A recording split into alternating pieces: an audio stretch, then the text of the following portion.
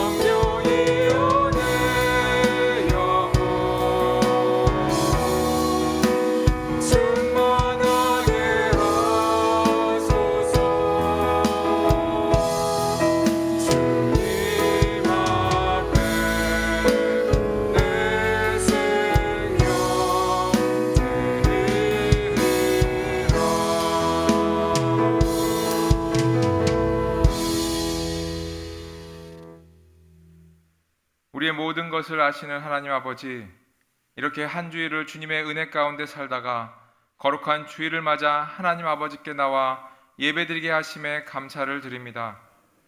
한 주간 우리가 말씀 따라 살지 못하고 우리의 옛 모습 그대로 살았음을 이 시간 회개하오니 우리를 용서하여 주시고 주님의 보혈의 피로 우리를 정결케 하여 주시옵소서.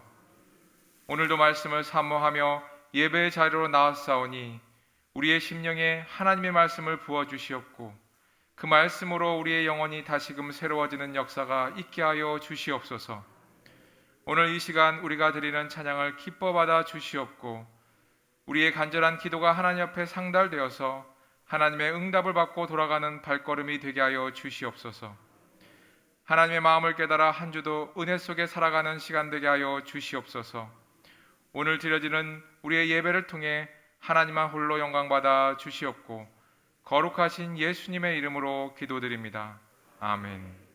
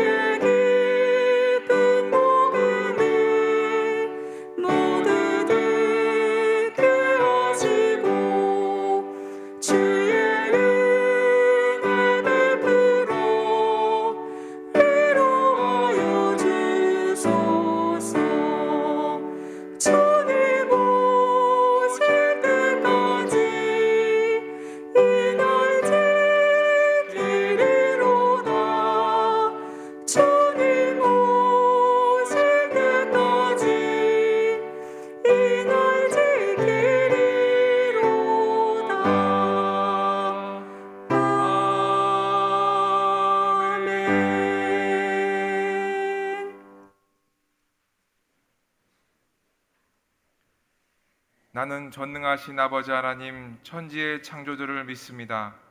나는 그의 유일하신 아들 우리 주 예수 그리스도를 믿습니다.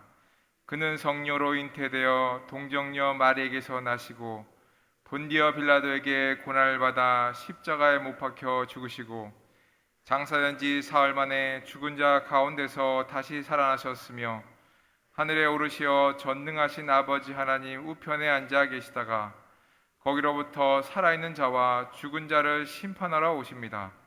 나는 성령을 믿으며 거룩한 공교회와 성도의 교제와 죄를 용서받는 것과 몸의 부활과 영생을 믿습니다. 아멘.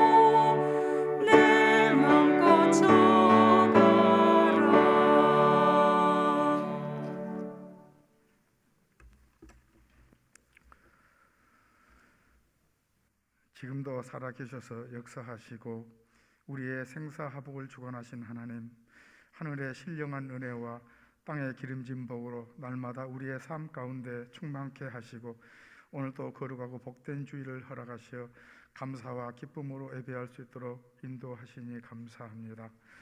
여전히 코로나19로 힘들고 어려운 상황 속에서도 주님이 주시는 가을의 풍성함과 넉넉함으로 서로 베풀고 나누며 주의 사랑으로 하나가 되어 그리스도의 향기 나는 성도의 삶을 살아가게 하옵소서.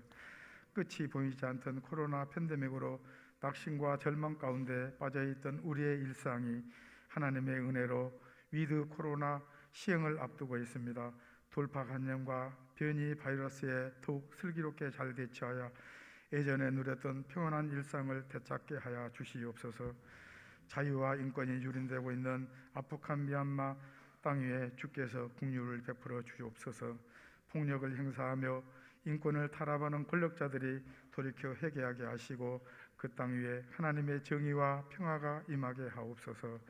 북한의 지하 교회야 무슬림 땅에서 숨어 엘리야처럼 부르짖고 있는 성도들의 기도를 들으시고 주님이 친히 찾아가 이스라엘 백성을 애굽에서 약속의 땅으로 인도해 주신 것처럼 참된 이루와 평화를 찾게 하여 주시옵소서. 아멘. 인류 역사를 주관하시는 하나님, 지금까지 이 나라 이 민족의 어두운 역사를 주관하시고 인도해 주신 하나님, 주변 강대국들로부터 끊임없는 침략과 일제 통치, 동족 상전의 비극 속에서도 자유 독립과 경제 부강을 이루게 하신 하나님, 원조받던 나라에서 원조하는 나라로 세계 경제를 주도하는 경제 강국으로 성장할 수 있었던 것은 오직 하나님의 은혜와 복주심의 결과임을 고백합니다. 지금 우리나라는 대선 전국으로 정치는 실종되고 사회는 불안하기만 합니다. 새로 선출될 대통령은 하나님의 뜻에 합한 자로 지역 계층 이념 갈등을 잘 풀어내고 화해와 포용으로 서로를 존중하며 섬기는 그런 사회를 만들어가는 훌륭한 지도자를 세워 주시옵소서. 우리의 소망교회를 사랑하시고 복주신 하나님, 모든 성도들이 말씀과 기도로 변화되고 회복되어 하나님의 기쁘게 쓰임받는 도구로 사용하게 하여 주시고 사랑과 헌신으로 아름답게 주님의 교회를 세워가게 하옵소서. 이 시간 말씀 듣는 시간입니다. 증거되는 말씀이 우리에게 큰 힘과 능력이 되게 하옵소서.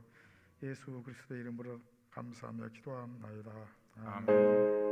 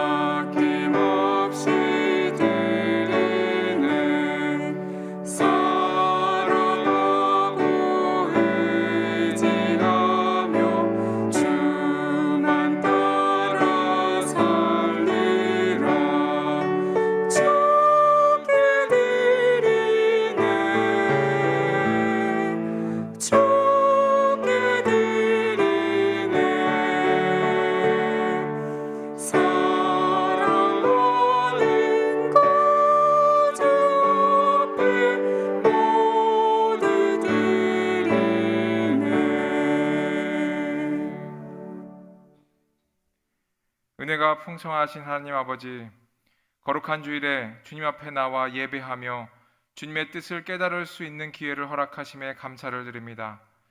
이 시간 주님의 사랑과 용서하심이 아니면 우리가 이곳에 나와 예배드릴 수 없는 죄인임을 고백합니다. 그러나 우리를 사랑하셔서 죄 가운데 두지 아니하시고 회개케 하시니 또한 감사드립니다.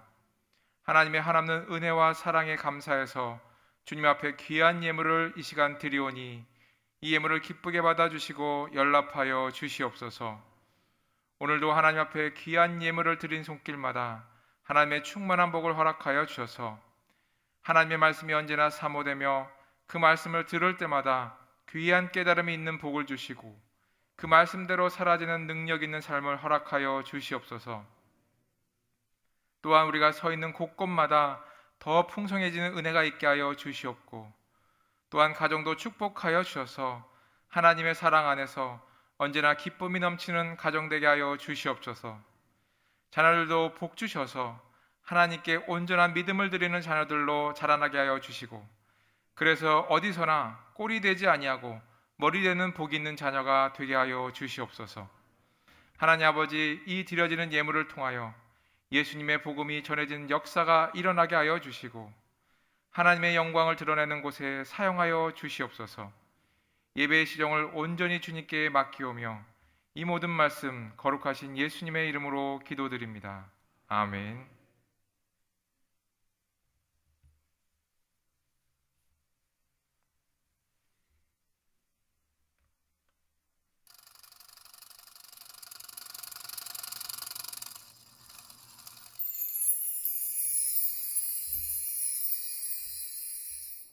안녕하세요. 10월 넷째 주 소망 뉴스를 전해드리겠습니다. 첫 소식입니다.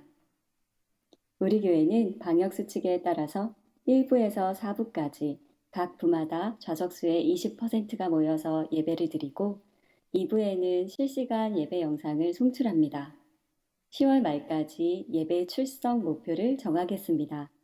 주일 낮에는 제적의 50%, 수요, 금요, 새벽은 각각 100명 출석 목표로 하겠습니다.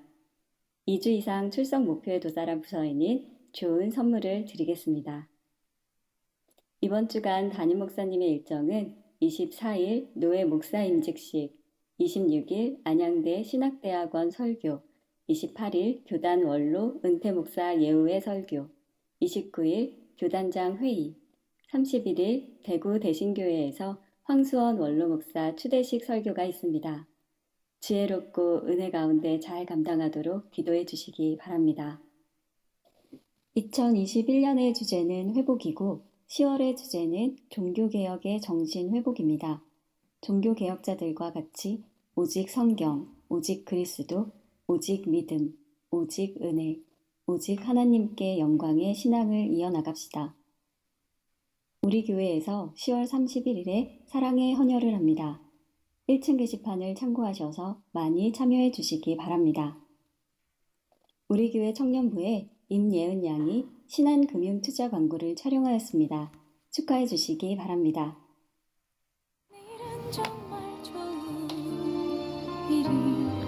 좋은 팀장님을 만나 한 팀으로 일할 수 있어서 뿌듯하고 행복했습니다.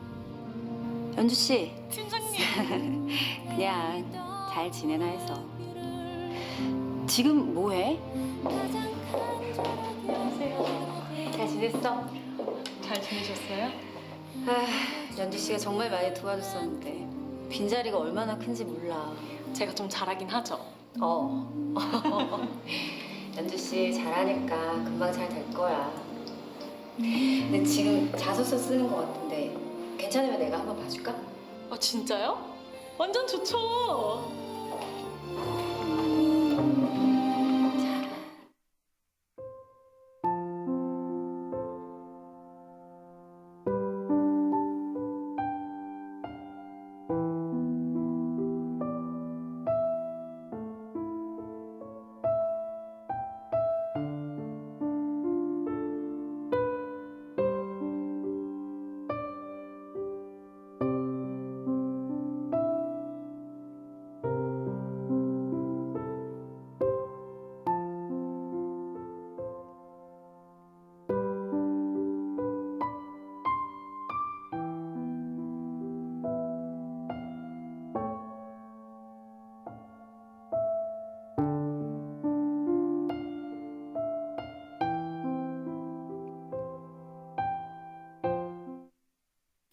오늘 하루도 예배를 통해 많은 은혜 누리시기 바라고 늘 건강하고 행복하시기 바랍니다. 행복한 주일 되세요. 감사합니다. 임예은 양이 우리 교회 청년입니다. 청년이 광고 이제 한 판을 찍었는데 이게 뭐 3사에 방송 3사에 나오는 것은 아니지만은 그럼에도 불구하고 우리 청년들의 활동이 이렇게 귀한 활동이 있다라는 것을 보여드리기 위해서 여러분 광고 일부분을 잠깐 보여드렸습니다. 메인으로 나왔는데 두 분 배우 중에서 더 이쁘고 더 젊고 그런 청년이 우리 임예은 양입니다. 여러분 혹시 보시면 축하해 주시기를 바라고 이번 주간에도 여러 가지 일들이 많이 있습니다. 여러분들 기억하시고 많이 기도해 주시기 바라고 좀 조절해 주세요. 내일 해병대에 입대하는 우리 권준학 청년이 있습니다. 아울러서 기도를 부탁을 드리고요. 박영희 권사님의 아들 김성환 군 그리고 이난실 권찰님의 아들 유호준 군의 결혼식이 이번 주 토요일이 있습니다. 토요일에 두 건의 결혼식이 있음을 기억을 하시고 축하해 주시기를 바라고요. 이어서 이광희 권사님의 부친 문성길 집사님의 부친께서 소천하셔서 지금 장례 중에 있습니다. 이분들에게는 여러분들 큰 위로를 해주시면 감사하겠습니다.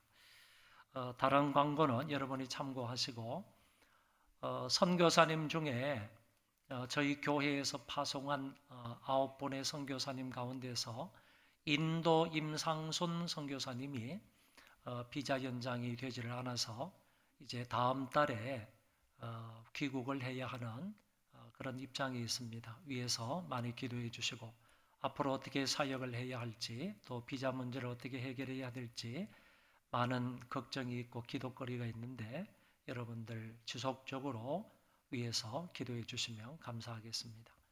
이정조 목사님, 필리핀의 이정조 목사님, 선교사님의 사모님은 그래도 코로나19에 많이 좋아졌다고 합니다. 더 건강을 위해서 기도해 주시기를 바라고 오늘 3부 예배 때에는 키르기스탄의 조용진 선교사님 부부 그리고 멕시코의 이성훈 선교사님의 그 사모님 같이 와서 예배를 드리고 이성훈 선교사님의 사모님은 곧 출국을 하게 될 것이고 키르기스탄의 조영진 선교사님 부부는 한 몇 달 정도 한국에 체류하다가 다시 키르기스탄 현지로 출국을 할 예정으로 있습니다. 위에서 기도를 부탁드립니다. 하나님 말씀을 보겠습니다. 에베소서 2장 1절부터 10절입니다. 에베소서 2장 1절부터 10절입니다. 그는 허물과 죄로 죽었던 너희를 살리셨도다. 그때에 너희는 그 가운데서 행하여 이 세상 풍조를 따르고 공중의 권세 잡은 자를 따랐으니 곧 지금 불순종의 아들들 가운데서 역사하는 영이라. 전에는 우리도 다 그 가운데서 우리 육체의 욕심을 따라 지내며 육체와 마음에 원하는 것을 하여 다른 이들과 같이 본질상 진노의 자녀이었더니 긍휼이 풍성하신 하나님이 우리를 사랑하신 그 큰 사랑을 인하여 허물로 죽은 우리를 그리스도와 함께 살리셨고 너희는 은혜로 구원을 받은 것이라. 또 함께 일으키사 그리스도 예수 안에서 함께 하늘에 앉히시니 이는 그리스도 예수 안에서 우리에게 자비하심으로써 그 은혜의 지극히 풍성함을 오는 여러 세대에 나타내려 하심이라. 너희는 그 은혜에 의하여 믿음으로 말미암아 구원을 받았으니 이것은 너희에게서 난 것이 아니요 하나님의 선물이라. 행위에서 난 것이 아니니 이런 누구든지 자랑하지 못하게 함이라. 우리는 그가 만드신 바라 그리스도 예수 안에서 선한 일을 위하여 지으심을 받은 자니 이 일은 하나님이 전에 예비하사 우리로 그 가운데서 행하게 하려 하심이니라. 아멘.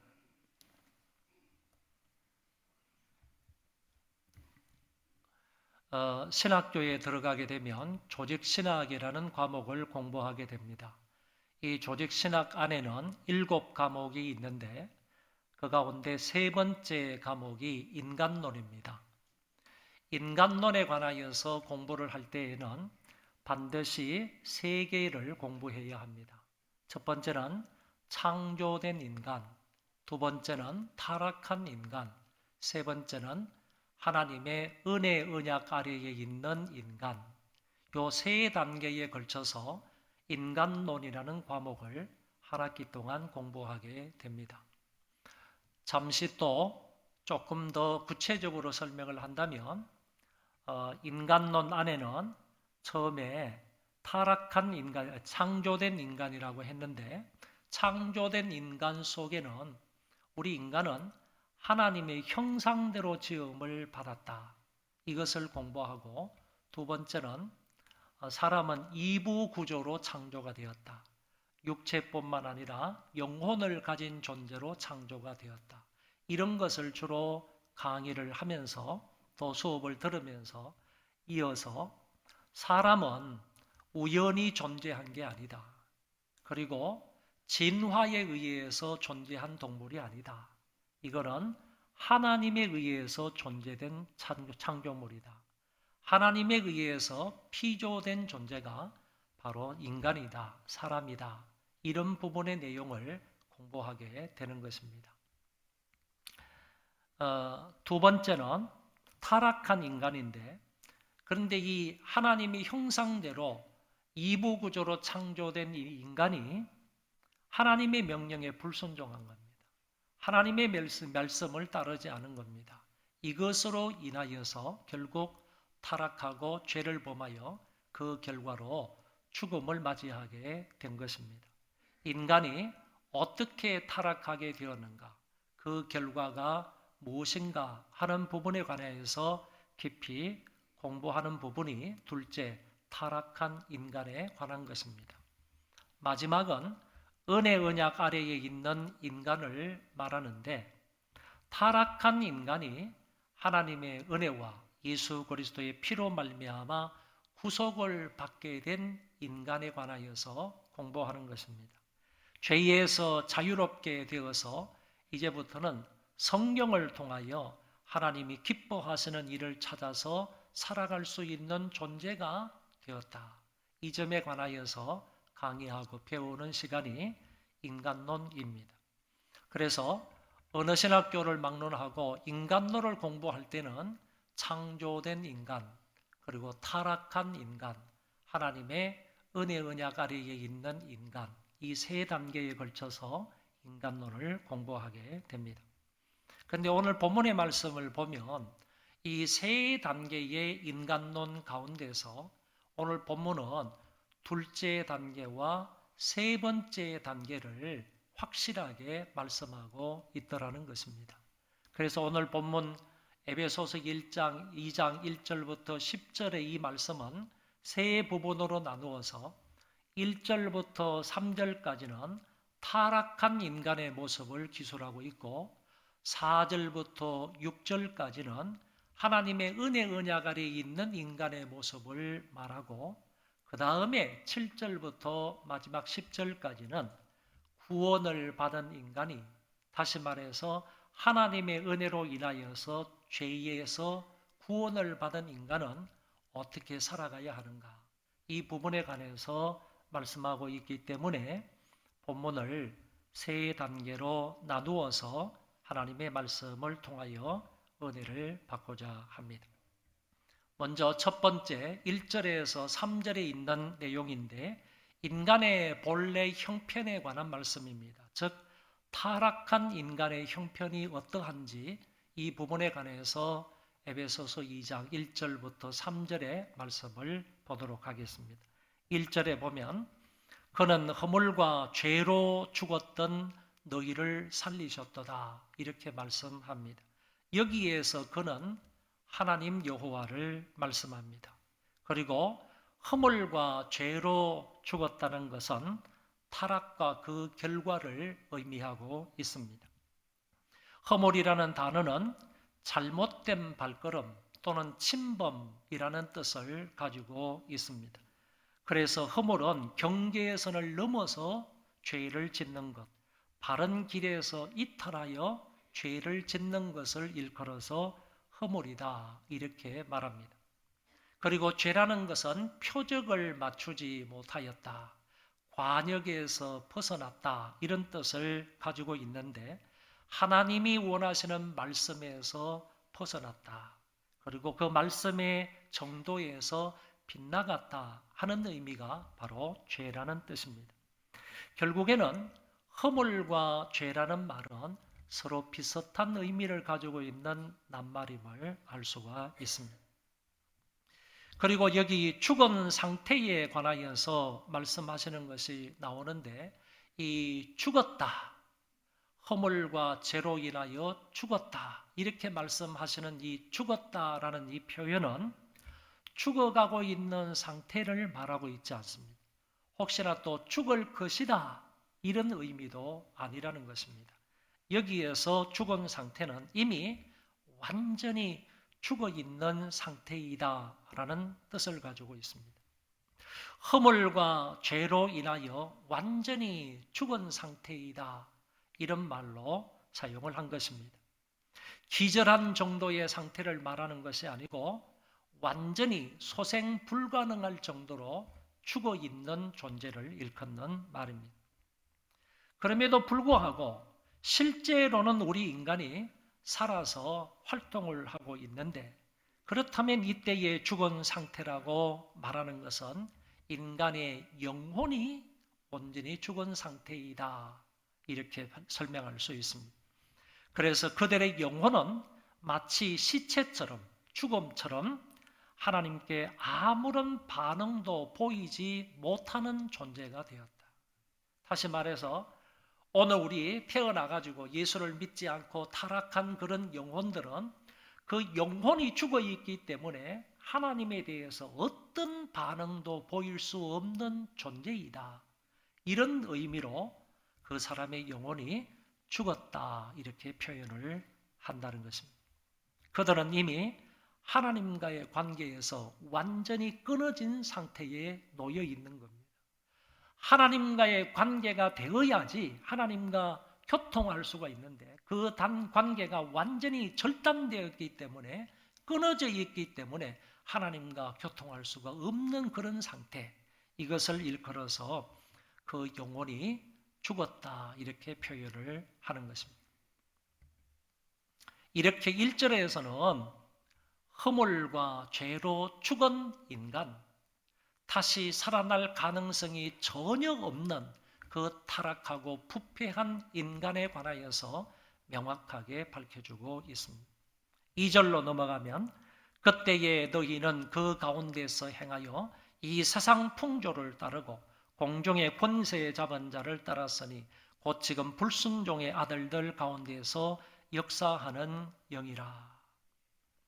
죄와 허물로 죽은 사람들은 반드시 이 세상의 풍속을 따르게 되어 있습니다.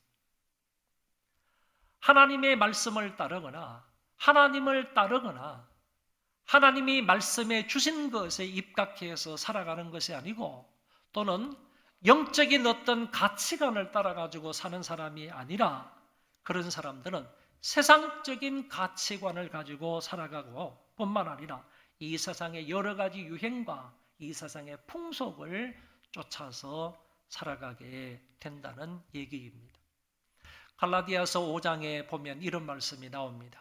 육체의 일은 분명하니 곧 음행과 더러운 것과 호색과 우상 숭배와 주술과 원수 맺는 것과 분쟁과 시기와 분냄과 당 짓는 것과 분열함과 이단과 투기와 술취함과 방탕함과 또 그와 같은 것들이라.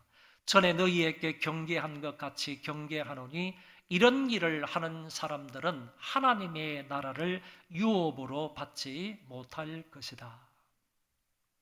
육체의 일을 행하고 세상의 가치관을 쫓아가고 세상의 풍속을 쫓아가며 그것을 즐기는 그런 사람들은 결국 하나님 나라 유업을 받지를 못한다고 말씀하셨습니다.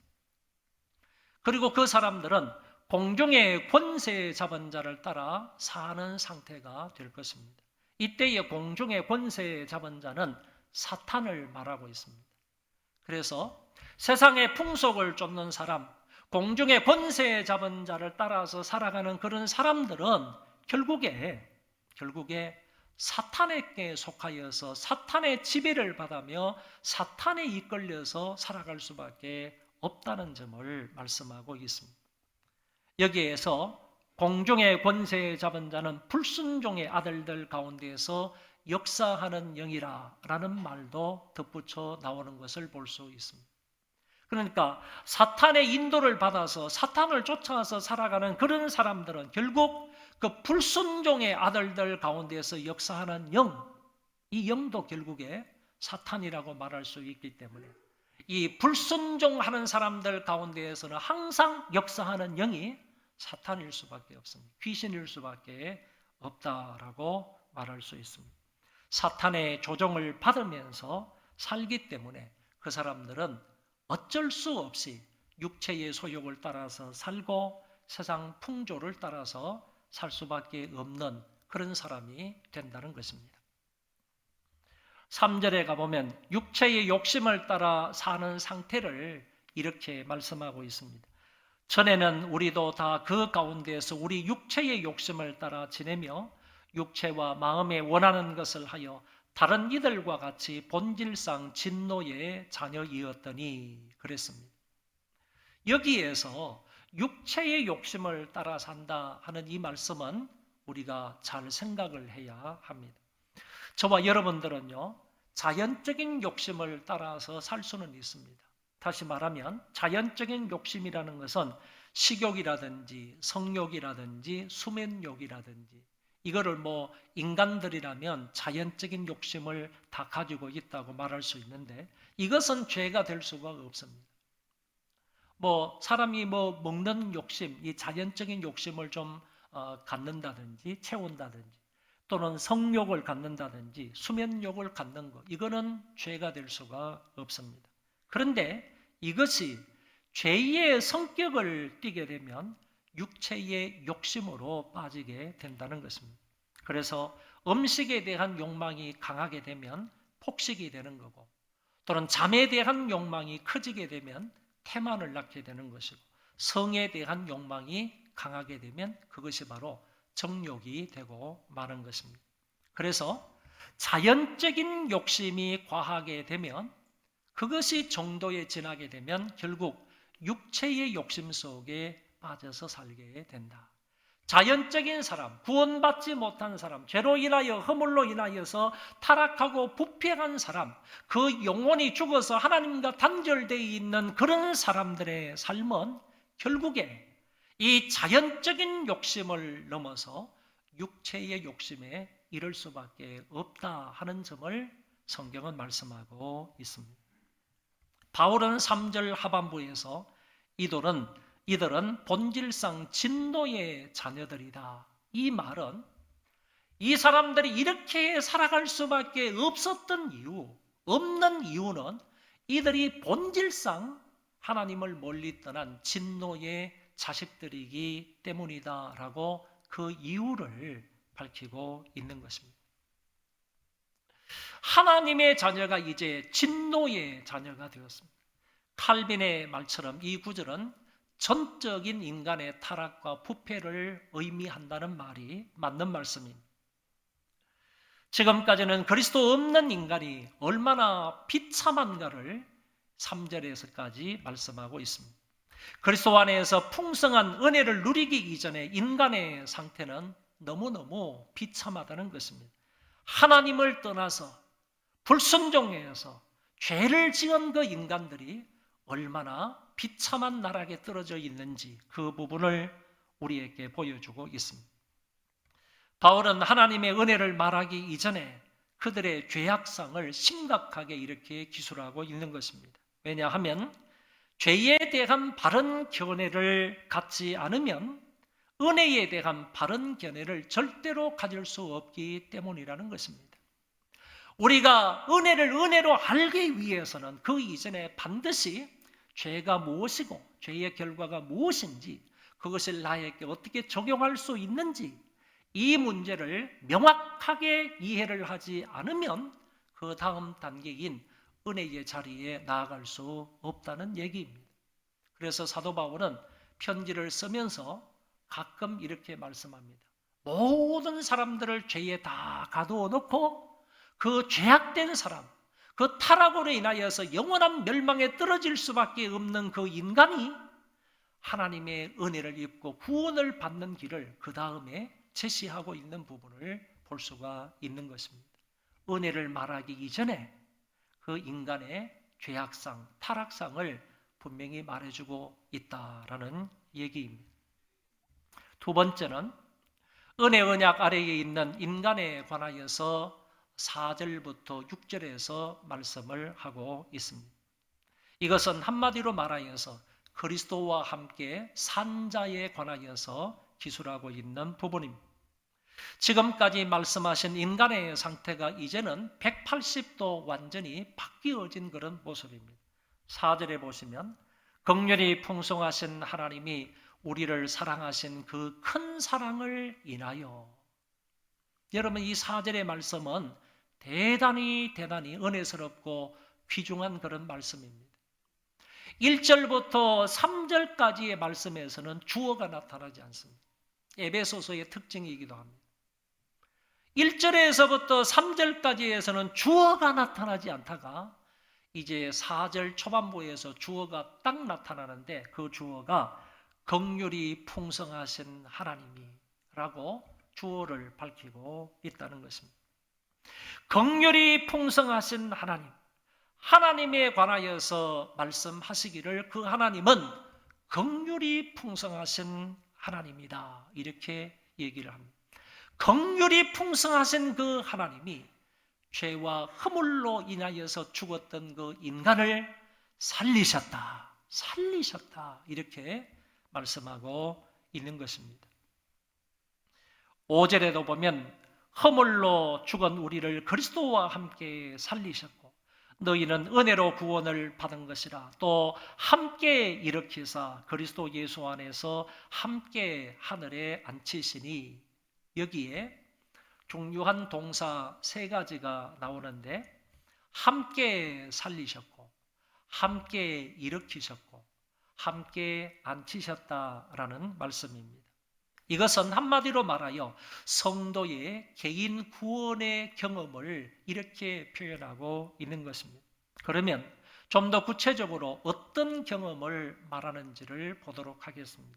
함께 살리셨다 하는 이 말은 그 뒤에 나오는 괄호 안에 있는 말씀이 너희는 은혜로 구원을 받은 것이라 라는 말씀과 연결을 시켜서 볼 때 하나님께서 죄와 허물로 죽었던 우리를 그리스도와 함께 살리셨다 하는 이 말은 곧 죄 가운데서 구원하여 주셨다라는 말씀으로 해석할 수가 있다, 그런 얘기입니다.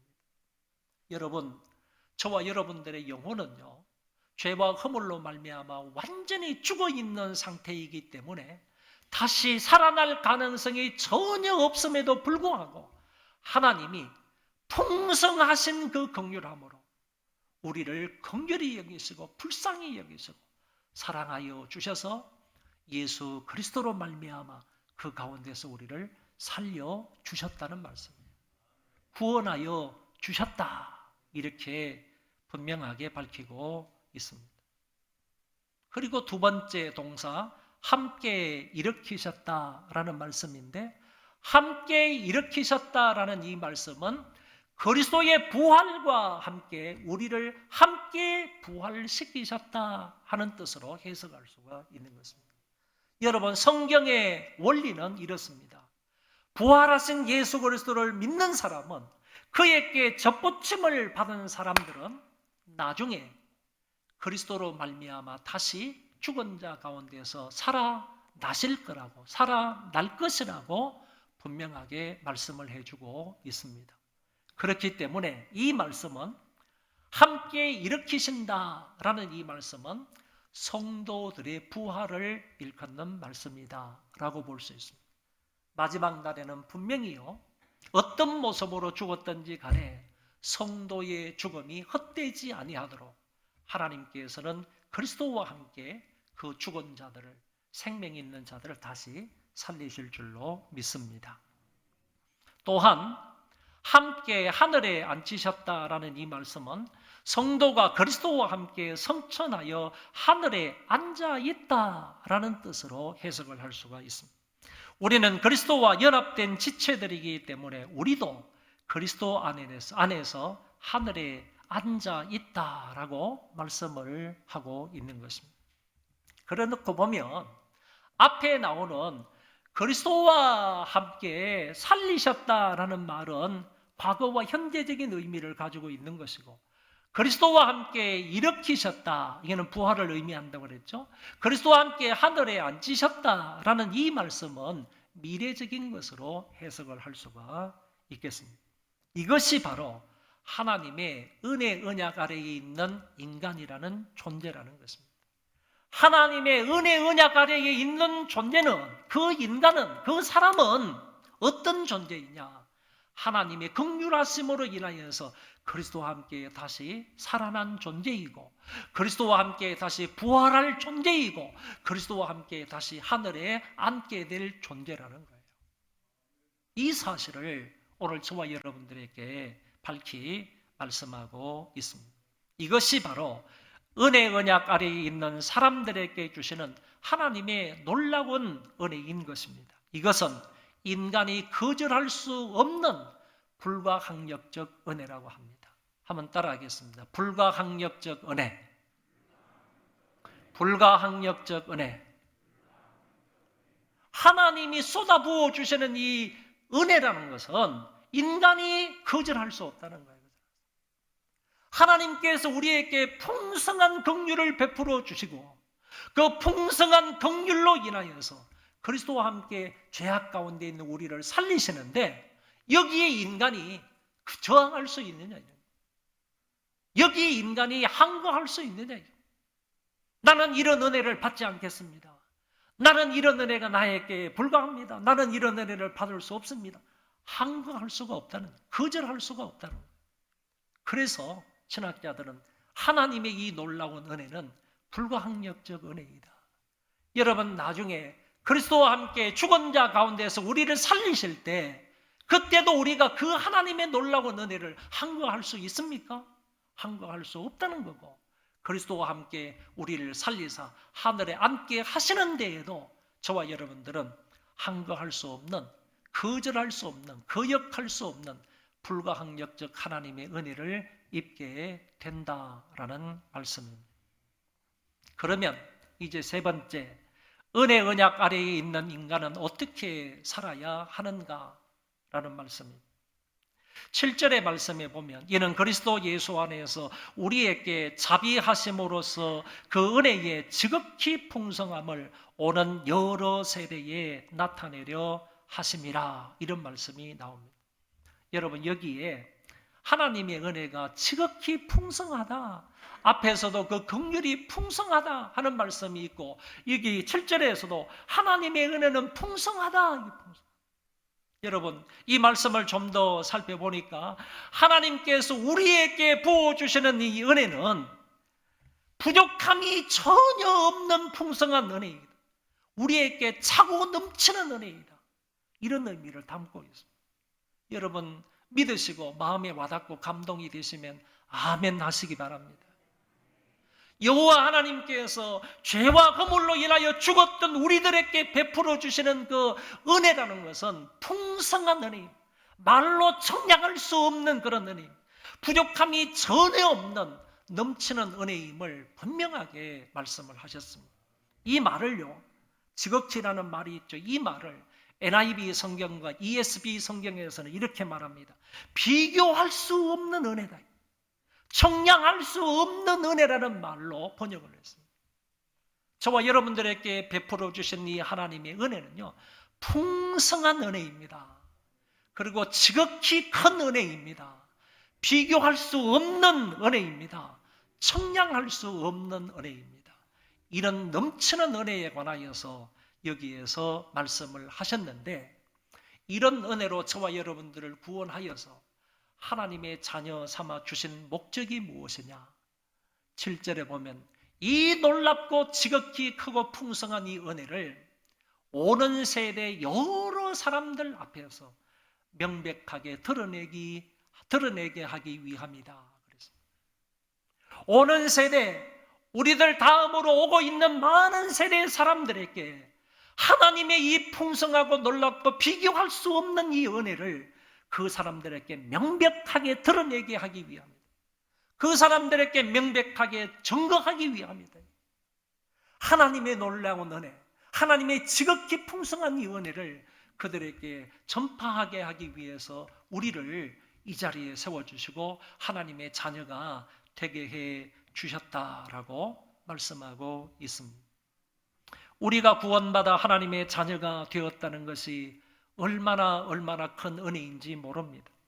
우리가 예수를 믿어 천국 백성이 되었다는 것이 얼마나 큰 은혜인지 모릅니다. 우리가 하늘나라 시민권자가 되었다는 것이 얼마나 놀라운 일인지 모릅니다. 우리가 예수 그리스도의 이름을 부르며 성령의 능력으로 하루하루를 살아간다는 것이 얼마나 큰 축복인지 모릅니다.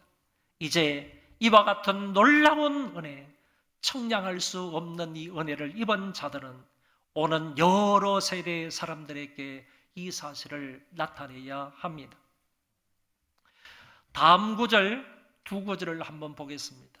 여러분, 우리가 잘 아는 말씀이지만은 이 말씀을 다 같이 한번 읽고 크게 아멘으로 화답을 했으면 좋겠습니다. 시작.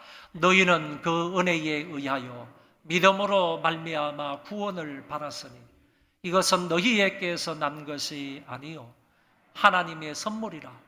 행위에서 난 것이 아니니 이는 누구든지 자랑하지 못하게 하려 함이라. 아멘.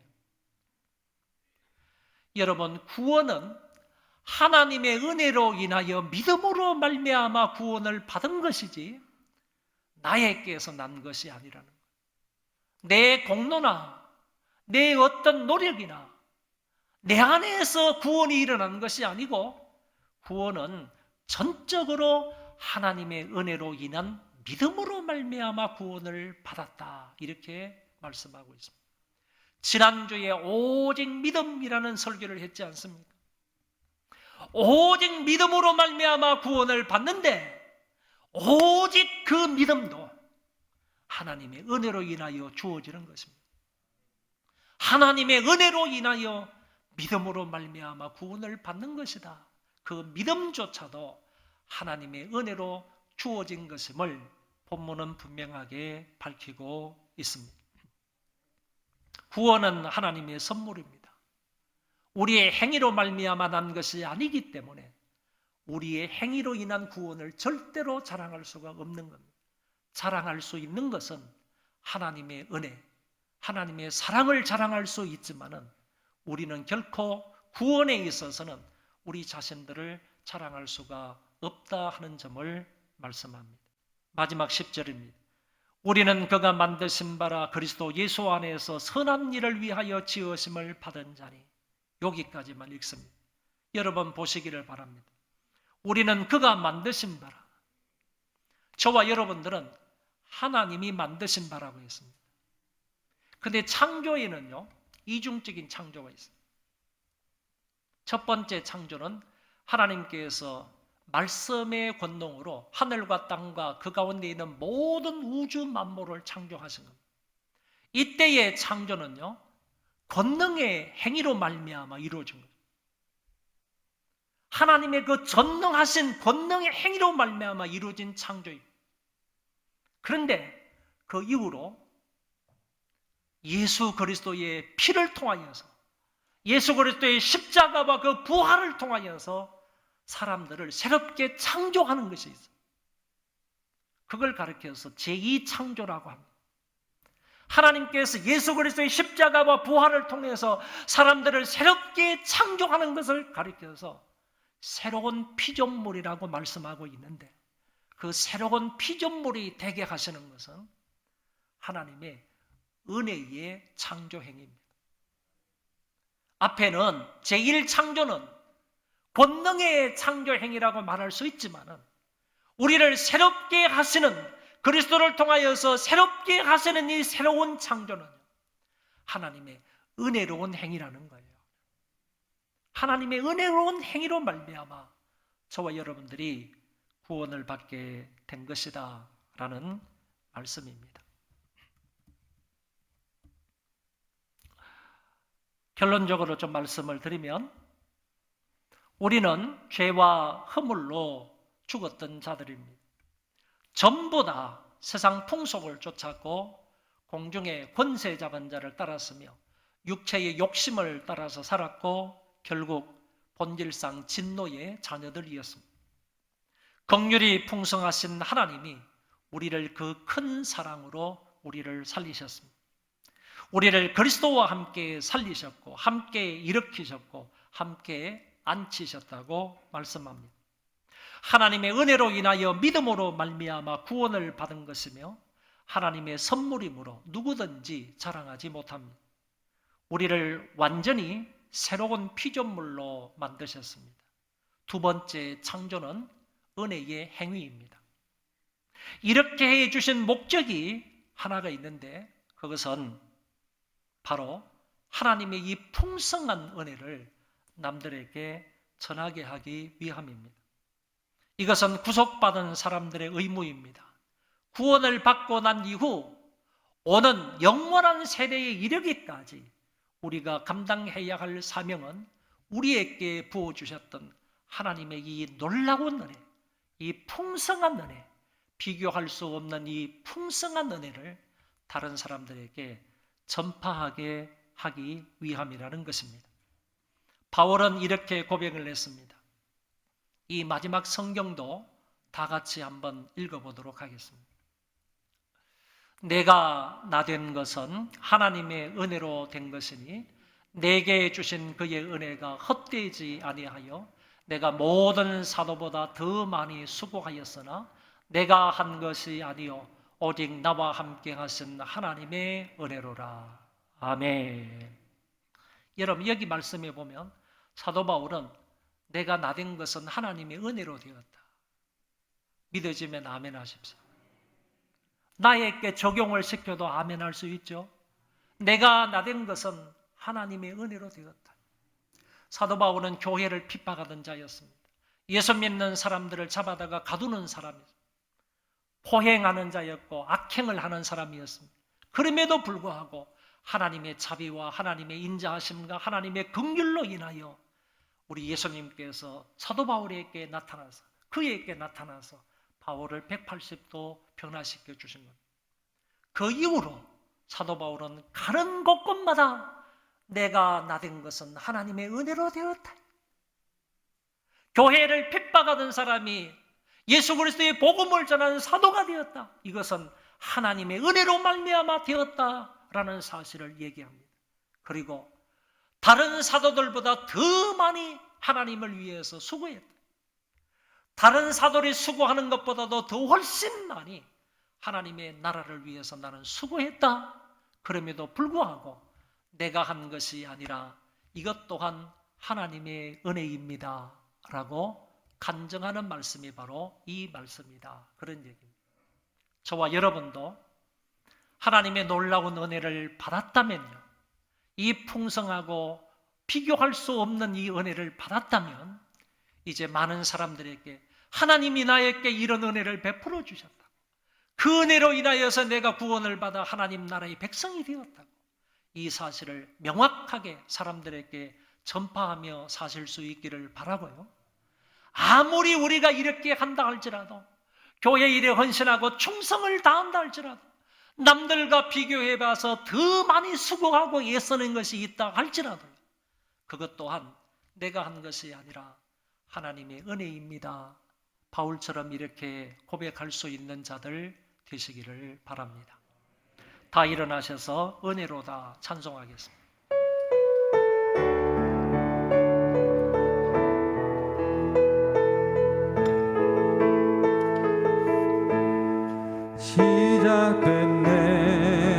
시작됐네 우리 주님의 능력이 나의 삶을 다스리고 새롭게 하네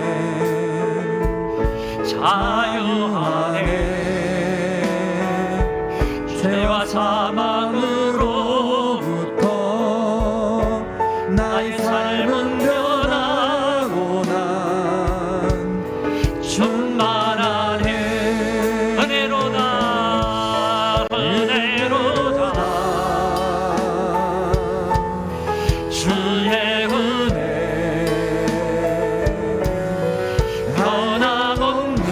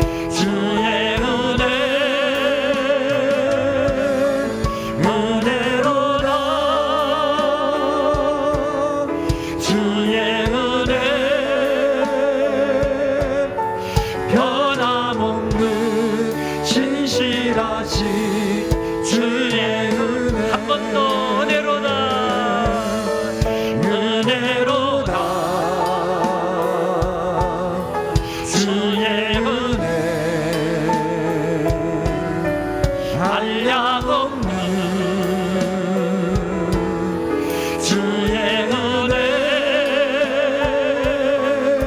은혜로다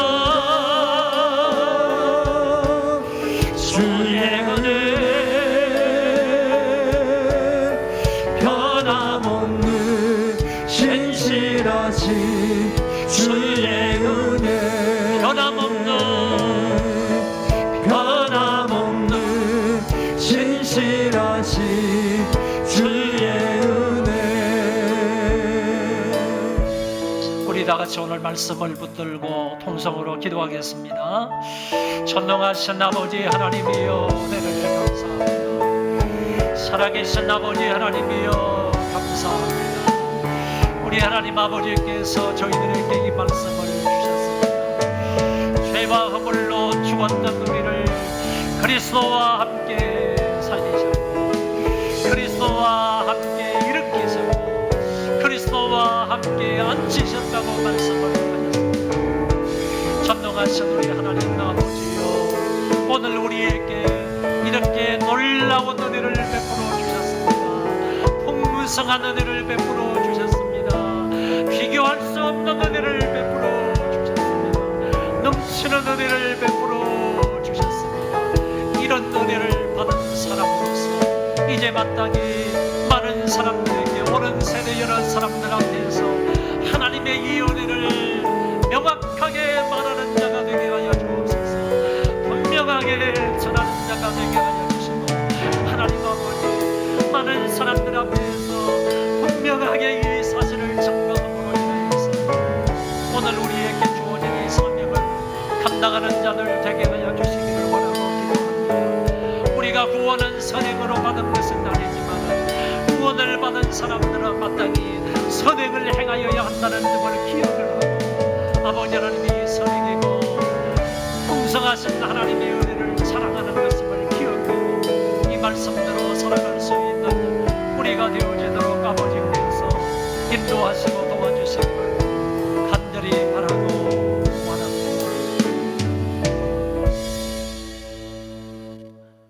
우리 주 예수 그리스도의 한량없는 그 은혜와 하나님 아버지의 그 만극하신 사랑하심과 성령님의 교통하심이 오늘 함께 하나님 앞에 예배를 드리는 소망교회 모든 성도들 머리 위에와 저희들 자손만대 위에와 이 땅에 있는 모든 교회와 주의 백성들 머리 위에 이제로부터 영원토록 함께 있을지어다. 아멘.